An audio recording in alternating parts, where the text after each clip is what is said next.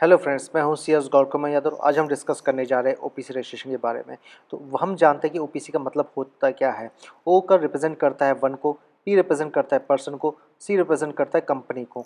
तो इससे मिलकर एक बनता है ओपीसी। और इसको गवर्न कौन सा सेक्शन करता है? इसको गवर्न करता है section 2 clause 62 of the company act 2013।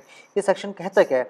असल में एक सेक्शन कहता है कि अगर कोई पर्सन है जिसको अपने बिजनेस में किसी थर्ड पर्सन को ना शेयर होल्डिंग देनी ना ओनरशिप देनी है, तो उस केस में उस बंदे को अपने बिजनेस को स्टार्ट कर सकता है प्लस ऑफ 100% ओनरशिप के साथ, प्लस 100% कंट्रोल के साथ अपने बिजनेस को, without the interference of any other person in business. और ये अलाउ करा जाता है।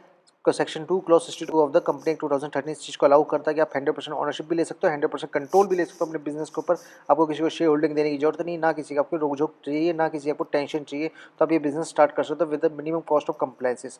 अब बात करते हैं क्या क्या प्री कंडीशंस होती है जो अपने को फुलफिल करनी पड़ती है एक ओपीसी रजिस्ट्रेशन के लिए। तो सबसे पहली कंडीशंस होती है जो उसके मेंबर्स होंगे, उसके डायरेक्टर्स होंगे, जो उसके नॉमिनी होंगे, वो सारे के सारे नेचुरल पर्सन होने चाहिए। क्योंकि नेचुरल पर्सन इसलिए होने चाहिए कि अगर आर्टिफिशियल पर्सन हो गए तो आर्टिफिशियल अगर ओपीसी में एज ए मेंबर बनेगा तो उसके पीछे गवर्न करने के लिए कोई ना कोई कंपनी होगी या ओपीसी होगी।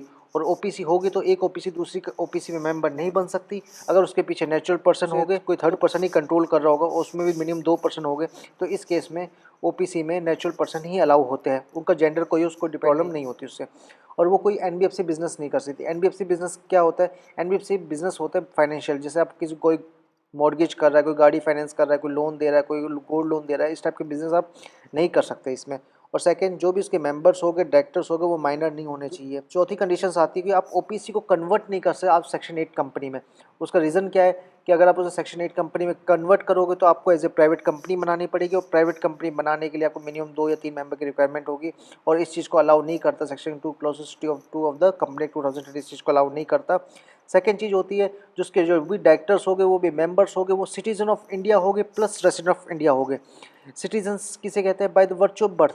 अगर वो इंडिया में पैदा हो तो उसे सिटीजनशिप इंडिया की मिलेगी, अगर इंडिया में पैदा नहीं हुआ तो उसे सिटीजनशिप ऑफ इंडिया नहीं मिलेगी। और अगर रेसिडेंट ऑफ इंडिया का केस क्या देखते हैं? रेसिडेंट ऑफ इंडिया के लिए कहा जाता है अगर वो पर्सन इंडिया में 180 दिन से ज़्यादा रहता है तो उस केस में उसे रेसिडेंट ऑफ इंडिया माना जाएगा। तो ये दोनों कंडीशन फुलफिल होनी चाहिए। वो सिटीजन ऑफ इंडिया होना चाहिए प्लस रेसिडेंट ऑफ इंडिया होना चाहिए, डायरेक्टर प्लस मेंबर दोनों होने चाहिए। थर्ड, ओपीसी को स्टार्ट करने के लिए आपको मिनिमम एक मेंबर चाहिए और मैक्सिमम एक ही मेंबर चाहिए, क्योंकि इसमें आपको एक से ज़्यादा मेंबर अपॉइंट नहीं कर सकते। क्योंकि इसका ये ओपीसी को बनाए इसलिए गया है कि आप उसमें एक से ज़्यादा मेंबर अपॉइंट नहीं करोगे। और वो कोई भी जेंडर हो, कोई फ़र्क नहीं पड़ता, मेल हो, फीमेल हो या ट्रांसजेंडर हो, कोई उससे कोई फ़र्क नहीं पड़ता। अब हम अगली कंडीशन बात करते हैं। जो एक पर्सन है वो मेंबर नहीं बन सकता मोर देन वन ओपीसी। मतलब एक ओपीसी में मेंबर बन गया तो उसके बाद में दूसरी ओपीसी मेंबर नहीं बन सकता।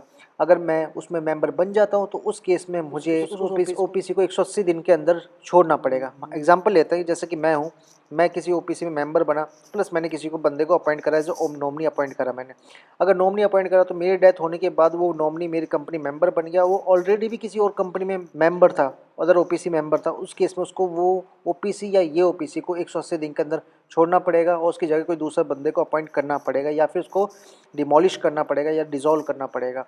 अब बात करते हैं कि उसमें एक मिनिमम वन डायरेक्टर की रिक्वायरमेंट और मिनिमम वन मेंबर की रिक्वायरमेंट होती है for the registration of OPC, जो आपको मैं ऑलरेडी बता चुका हूँ। मिनिमम वन मेंबर और मैक्सिमम वन मेंबर होते हैं।